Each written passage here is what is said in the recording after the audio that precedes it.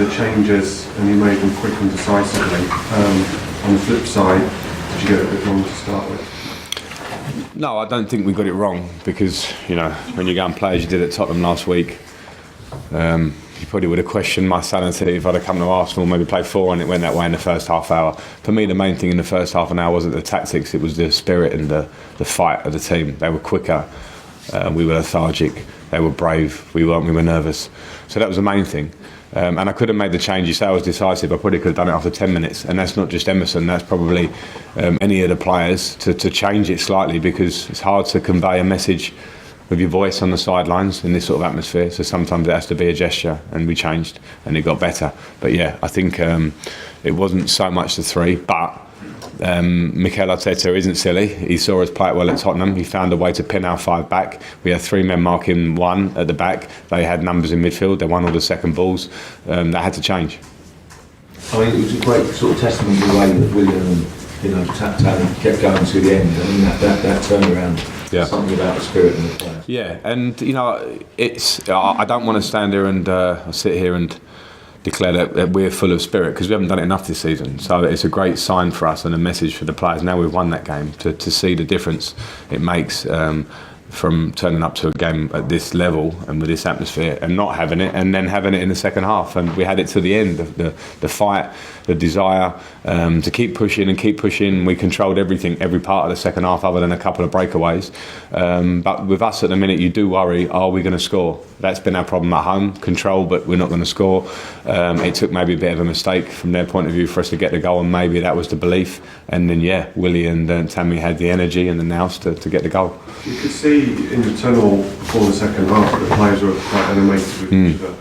And I think Tomori and Zuma came on the pitch still chatting. Was there a bit of an inquest at half time between the players, not necessarily? Well, I like that. They should be, because you don't want 11 quiet players who get on with it and go, well, let's just try out again. I said my piece. It was pretty firm, because, as I say, you can't come here and have nothing about you and think you're going to get anything. And if anything, win, lose or draw, I wasn't so bothered in terms of how I saw the second half coming. It was, can we show something here, lads? Because we have to, because we're Chelsea and we can't roll up and not feel like the 3,000 fans that have travelled across London to watch the game. And then the lads started talking, but it was a bit aggressive, which is a good thing. So having said your piece at half time, particularly given what happened in the Southampton game, the response in the second half and we're 1-0 down must be delighted. Yeah, it was everything I wanted, and we've been rightly questioned recently. Everton away would be a good one, a team that have had life breathed into them by a new manager, and we didn't react, and we were quiet after that game in the dressing room. I didn't like it. Southampton, some of our home games lately, we've shown lacking something. Today, and it's not a turning point, because it'll only be a turning point if we show it going forward, but we showed that we can have a right go, win a game in a different way. Last week we won it against Tottenham, playing really good football from beginning to end. Today we won it by showing fighting spirit, and if we can put them together, we'll have a chance. Was there a heart in the mouth moment with Jorginho? He could have got a second yellow. Yeah, I think it was one of those. It certainly could have been a second yellow. I think in a London derby, lots of them fouls happen. Some have happened earlier in the game, don't get given a yellow, and then maybe they do. So we might have struck a bit of luck with that one. But there have been times when I'll probably moan about not getting luck in other games. And I don't think it was absolutely clear cut. And maybe you make your own luck sometimes. And I think with the way we played, with the way Jorginho played, he was a big catalyst for the change when he came on. Not just the fact that he was the sub and played it and we changed, it was more that he was winning second balls and showing that kind of character. So maybe we got a slice. Do you like the aggression in the players? Because they really... Yeah, I don't think we can get to where we want to be without aggression. And people have talked about, we've dominated possession we've had the majority of possession in every game we played this season in the Premier League. And that's a lovely thing. Great stat, looks really good. But at the same time, we're full for a reason. So can we get more aggressive? Can we be more clinical in the box and do small details better? Then we'll have a chance. Okay, over that.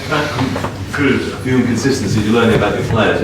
What are you learning? Obviously, it's still relatively experienced at this high level. What are you learning through the lurches of... Yeah, I mean, I suppose I'm always questioning myself. That's kind of how I am anyway. So after Southampton, I questioned that we went 3 at the back again. I questioned the personnel. Could I have made differences? And as a manager, I think you can't dwell on that, because that can become just a bag of nerves, consistently questioning yourself. So it's more about, for me, working really closely with the staff that I've got, because I've got huge trust. Tariq Lamptey, for instance, is a credit to Jody Morris and Joe Edwards, because when we sat in the last 2 days and we knew Azpilicueta has had a small injury and Reece James is injured, we're looking at options of a right wing back. They said believe in him, trust in him, because they did, and for me, I listened to that. I felt, and we felt, it was the right time to bring him into the game, and I think he was a real catalyst, because we were getting down the sides, and then he gave us a little bit more of an edge to that. So I learned consistently. There's not one thing I can tell you that I learned, but I learned probably to listen closely to the staff, try and be firm when you make decisions, and always question yourself. And I suppose you learn as well that when you lose, like we did at Southampton, the important thing after that loss is to wake up the next morning and think about Arsenal, and try and not be too up and down, and try and be a bit level, because otherwise it's not good for your health. Hence I'm feeling a bit fluey at the minute. Okay, we're going to do 2 more and then we'll move on to Bryson. Simon? Right, I was actually going to ask you about Lamptey actually. Have you seen him that much in training, and as far as his future is concerned, let's sort of talk about his contract? Yeah. Performance that shows that he's got a future chance. Well, we'll see, because he's talking with a club, and hopefully he feels a bit of love from today, the fact that we've parachuted him in. He was actually on his Christmas break, and we called him in yesterday, trained and played. But I had seen him when I was doing my coaching badges, and I did a lot of hours with the academy and the youth team, and I saw him train a lot. And I know that he's got a different dimension as a right-sided right back or wing back. Pace, low centre of gravity, can go by people, and of course he wants to work on his end product and all the last bits. But my question to Jody when he came on was, has he got the confidence and the personality to deal with it? It's a tough game to come on there when there's responsibility to try and turn it. Jody was like, yeah, no problem. And when he drove inside and slipped Tammy in, I thought it was a great example of someone coming on a bit fearless, and sometimes you get that with youth. Okay, Nick, last one in this section. How important for Tammy, his development and confidence, would it be to have a goal against the so-called Big Six? Yeah, I think it will, hopefully will help him for sure, because he's a goal scorer. His numbers are great this year, we know that. I think they can get even better, and will do. But yeah, I thought Tottenham last week, he showed everything you want to see out of him other than the goals, and people will always look at, have you scored against Big Six and all that stuff. I get that from the outside, but I've got no doubt that he will do. And as he develops, he'll do that even more. And yeah, I think today will help him going forward. And just the fact that it was obviously a late chance, he'd had a couple pending, but he kept his head and he hung. Yeah, and that's the beauty of Tammy, that he will never hide or shirk trying to get in there again. He's constantly wanting to get in the box and be hungry. That sounds like that should be the norm for strikers, but I think with a young striker, when he doesn't get his shot away quick enough for me on the first chance when David blocks it, but happy to get there, and also had a second where he swiveled and shot. I think was a good bit of skill. Okay, right, we'll pause.